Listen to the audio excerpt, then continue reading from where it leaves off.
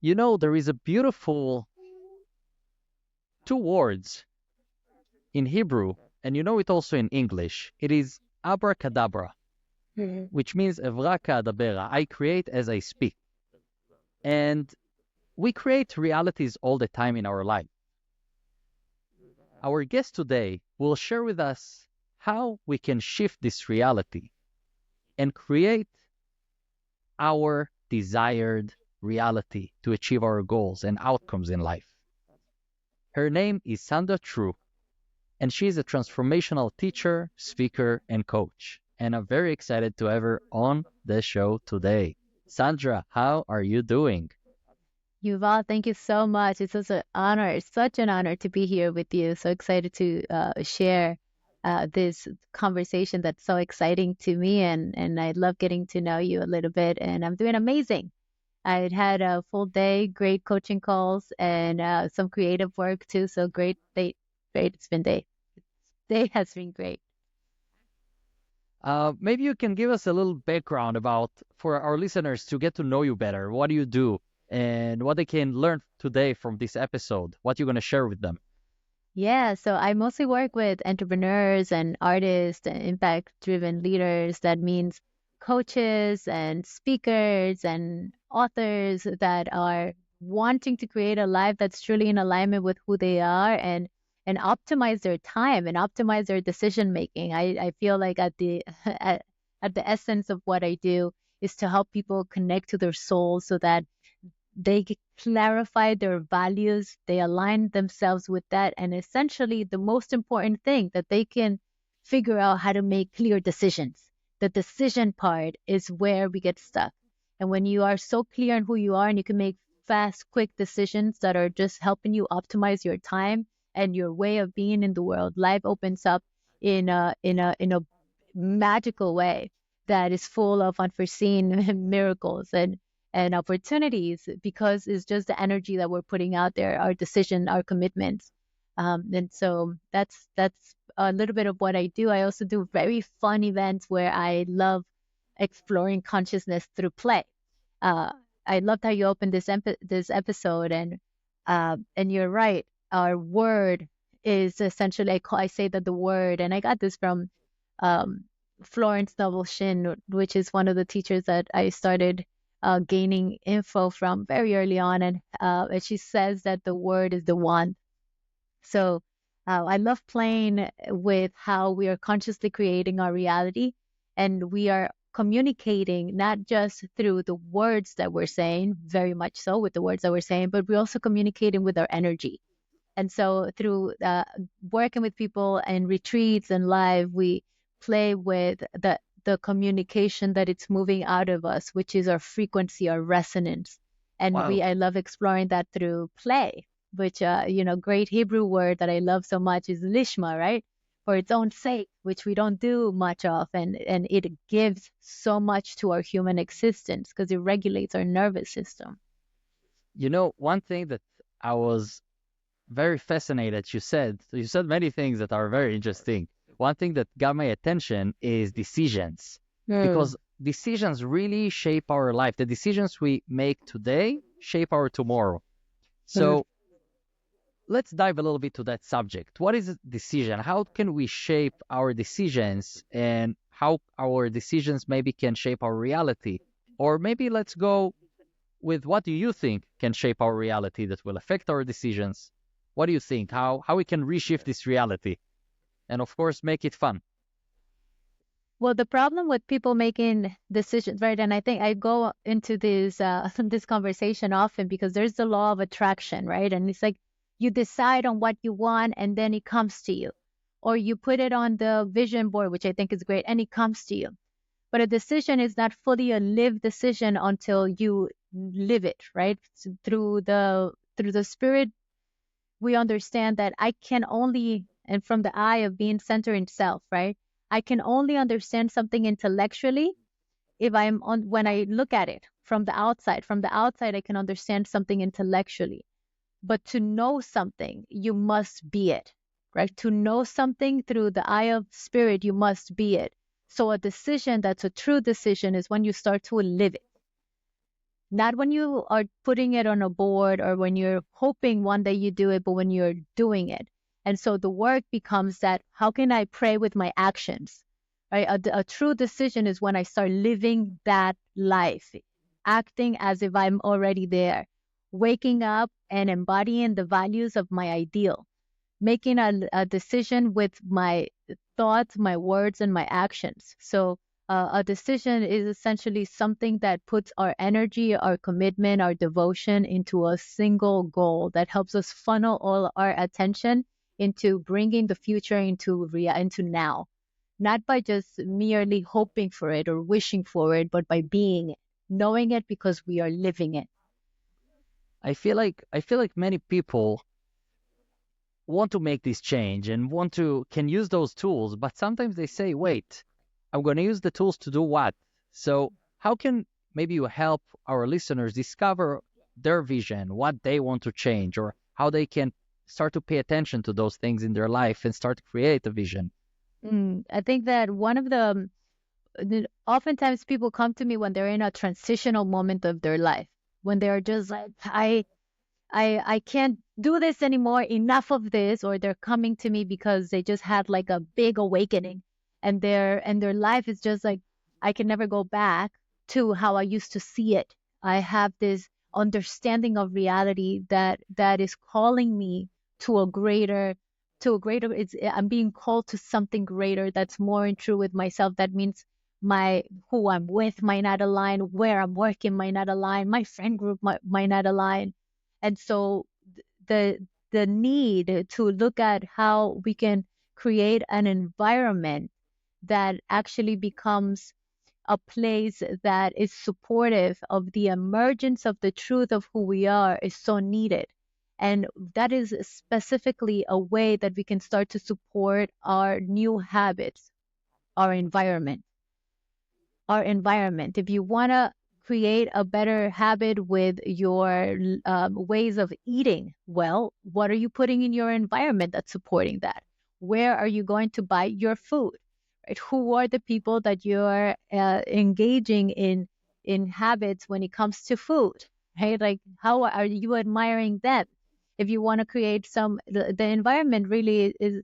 Napoleon Hill used to say that we are extremely suggestible, right? And so we're forever suggesting ourselves. So if you want to make a clear decision, start working from the inside because your environment is not just outside, your environment is also inside. It's the thoughts that you put in, right? It's the information that you're gathering, it's the things that you're hearing, and it's the things outside of you in your place where you put your energy.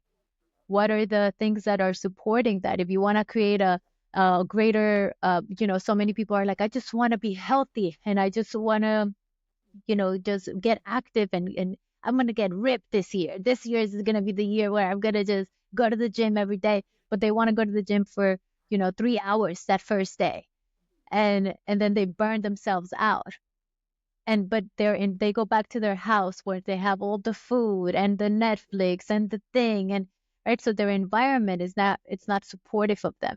Their friendships are going to the bar and going to drink, right? So I think the most important thing is that you become aware of that you are the gardener of your life, and you want to think of yourself as a gorgeous plant that needs the right amount of water and the right amount of food and the right amount of sunlight, and you're responsible for supporting your environment so that you can emerge in the best way possible. Because so many people are like, I got to do the healing and I got to do the thing and I want to. You are already everything. You came here with with perfect, with the patterns that you are, the patterns, the imprints that you carry are perfect.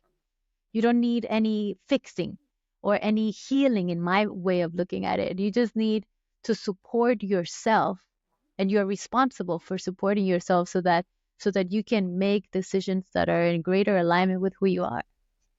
Is there a change in your life that you can point or look at? I'm sure there are. We do many changes in our life, but maybe something from your life that you can share with us that you changed your reality, that you made a shift in the way you experience life, the way you feel it, or the way your reality is. Oh my God, Yuval. I mean, um, a few years ago, now going on like 7 years from now, I was working for a company called Tao Group in New York City. They run the biggest nightclubs and the Madison Square Garden, and they are in that time it was the EDM, and so I was working as a waitress, doing bottle service, making ridiculous amounts of money. I was in the rat race, and I was at the same time acting. This is like I was an actor, and I had my days to audition, and I was a yoga teacher, so I was teaching yoga in the mornings, and knowing how important this practice was to me. And I was the best for many for the my most of my time working at this place called Lavo in for Tao Group. I was like the one of the best salesperson. I'm talking about we had tables that would spend like 100 something and thousand a night, right? 30,000 in champagne and super expensive liquor, and we would take a pretty good percentage of that. So it was like it was hard to leave that, and yet it felt like such a violation to my soul to be there, because the last few years when I got really into teaching yoga, which is um one of the pillars of my work and who I am, um, it felt so hard. Also, seeing how I've explored with the recreational drugs as a teenager and into my 20s, and I've never seen people mutate worse than they do with liquor. So I felt like a drug dealer working in nightlife, just like I'm overcharging people for this. And it's just I'm a yogi and an actor. And it felt so like, I was it felt like betrayal to myself. So horrible. And I kept trying to figure out how would I get myself out of this. And if it wasn't for having a consistent practice, a deliberate practice of it doesn't matter what, right? In yoga, we call that tapas. We show up to the practice. We show up to the practice. And because I had that practice, that one habit of having a daily practice got me out of that job on a consistent, right? And I'm talking about I built this over time. Like I've been doing the practice of yoga for a long time, but I would still drink at night and I would still, go out. But it wasn't until I got really serious and I said, okay, no more liquor. And having no more alcohol allowed me to see to actually feel myself and feel how out of alignment that was. And that led me to planning out an exit strategy and completely erase my debt and plan out for a year of knowing that after that it was going to take a while until I organized this new infusion of my business, because I was starting to train as a coach. And so all of that put together, it's like it doesn't it's I really truly believe that little more often truly is an ally. Whatever it is that you want to do, think about doing less more often and commit to it, because it would lead you, I'd like to think about it as like self-seducing yourself into the behaviors that you want to express in life. The little tiny, seemingly unimportant things that you do, but that are actually little great things in your life. Like one little habit can lead to a whole new way of being in the world. And you commit to it and devote yourself to it, right? Like the word um, devotion. And so when you have that, right, when you're a disciple of yourself, what you love, a follower of what you love, you become a follower of what you love, and you give your life force to that, it would lead you into places that will surprise you. Wow. So following our passion, following our true self, I like to call it, Mm-hmm. and discovering who is this person that we were born to be in this world and how to bring this person out. What do you think would be a cool maybe technique or tool to share with our listeners Mm. that would help them to start to leave that person and make this shift in their reality? Something Yeah. tool that they can take with them after our podcast here. Yeah. So there's a great practice that we do as actors, and it's called act as if, right? It's the as if. And what was really interesting to me is that years into acting, and I trained for theater and I did conservatory, and this was just something that was part of the one of techniques that we do. But then I started recent finding metaphysics and going deeper into metaphysics, which I kind of fell into as an early teenager, but I started falling deeper into metaphysics like in my early 20s after being acting for a while. And this is also an incredible spiritual practice, because guess what? When you're a true creator, which is what your spirit is, you're making things up. And ideally, you want to connect with the part of you that's an artist that is making things up. So when you think about the greatest expression, the greatest vision that you have for your life, and you allow yourself to use your imagination, which oftentimes people think about like, oh, that's kiddie game. Or where does imagination come from, right? Mystics say that we are we are made in God's image might not be the right translation. That perhaps we are made in God's imagination, right? And we are a particle of that one great being. So your imagination is your creative power. And if you hold that intention, so when I say act as if, I invite you to use your imagination, to use your God given power to think of the greatest expression that you can have for yourself, the greatest vision, the grandest expression of you in an ideal place with the ideal qualities, with the developed potential. And from that, give you like get clear on what are the qualities that you're expressing in that image. What are the ways that you're relating to people? What are the belief systems, the words that you are saying to yourself in your inner dialogue? Right? What are your emotions present then? And act as if that is already the reality today and be them. So what nobody tells you is that you can plan how you're going to feel, right? Nobody tells you that, but as actors, it's what we do. I choose this is the feeling that I'm going to portray, and I portray that feeling, and I make myself have that feeling. And I actually, as a human, the actor portraying a character can actually experience a reality of that feeling. So we have that capacity. So act as if. Think about at least two, three qualities in that ideal. Get write them down and just and like live them. Devote yourself to them. I think also acting teaches us a beautiful concept that we can bring many characters from who we are already. If those parts weren't in us, we wouldn't be able to express them out there.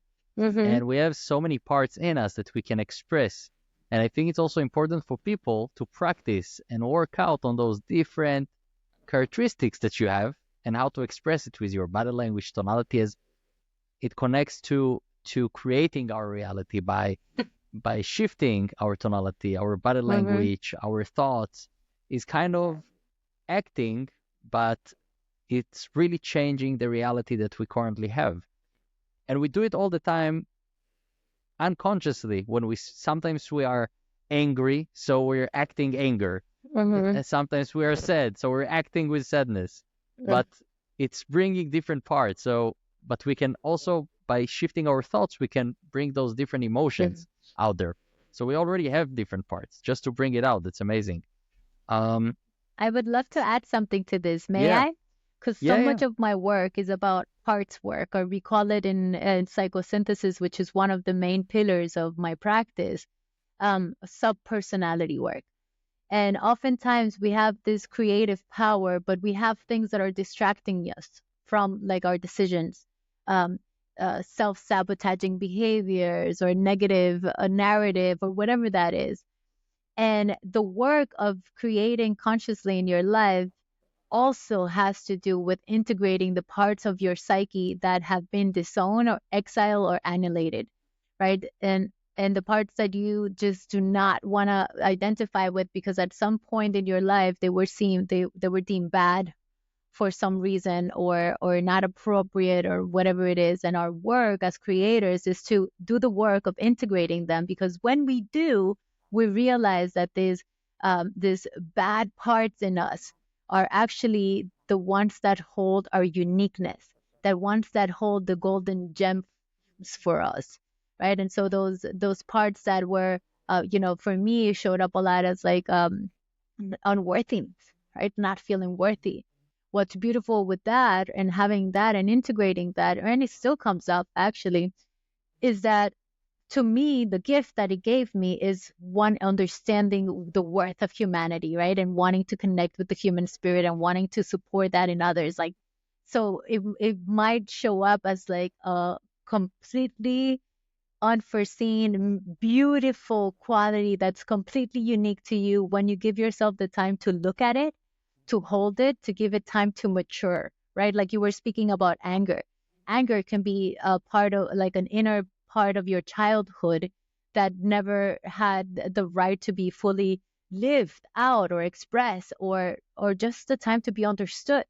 And if you just do the work and working with someone, with a professional, with whether it is, I know Yuval and I do NLP training too, and like there's many ways of integrating your the the the the things that are keeping you from being in your truest power. And those same things can actually become pathways to the most power. So that is a part of holding that power of your creation and making clear decisions. It's also finding out what is keeping me from that, what is keeping me from making strong decisions in my life, and finding a path to bringing all of that into your center instead of denying it or pushing it away, is actually holding it, bringing it in, and seeing how the moment that you hold your attention on something, it must change. It's only our resistance that makes things grow. Wow. Is there any specific quote, or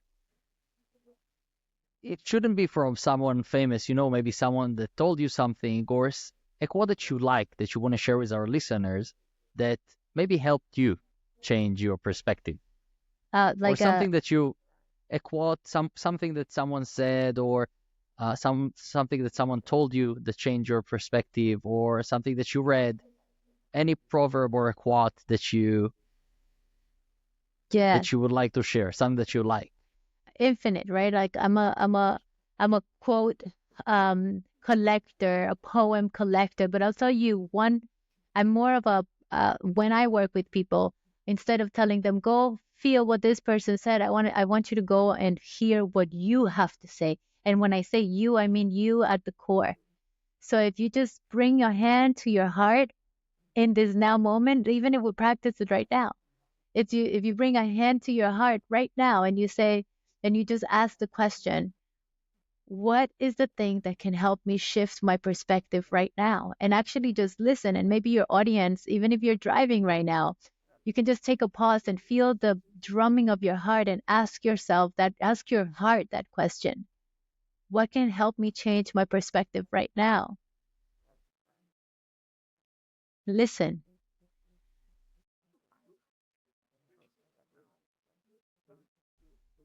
And it's immediate that we start to get flooded with information when we have that consistent conversation with our heart. So the human heart, right? Like that's my biggest idol. That's how who I'm a fanatic about, right? Like that is the poet of all of our lives. If oftentimes it's like we want to quote everybody, and I do, and I love quoting people. I'm a nerd. I love reading, and yet if you want to get very close to a way of changing your perspective, start having a conversation with your heart and start letting your mind follow that. Something that I love about our mind is when we ask questions, we get answers.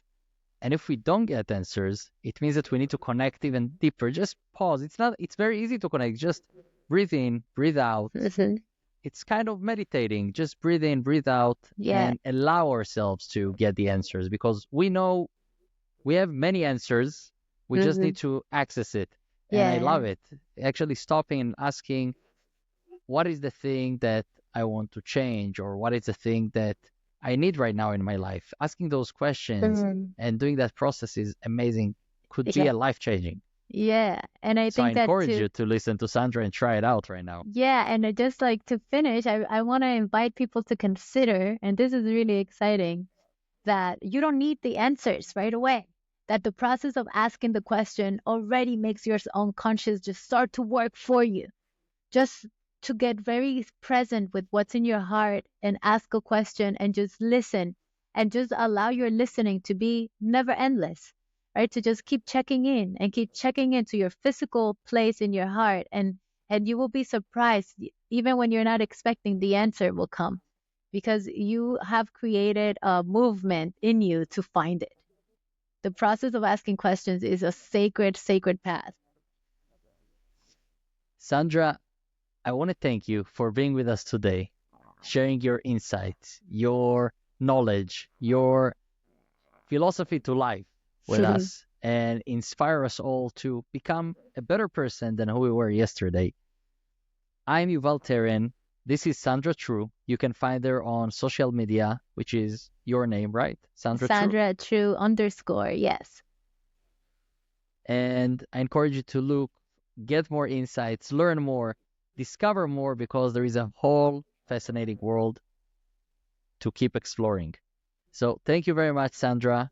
And I wish you all, if it's morning by you, an amazing day. If it's night, a good night. Bye bye. Bye bye, everybody. Thank you.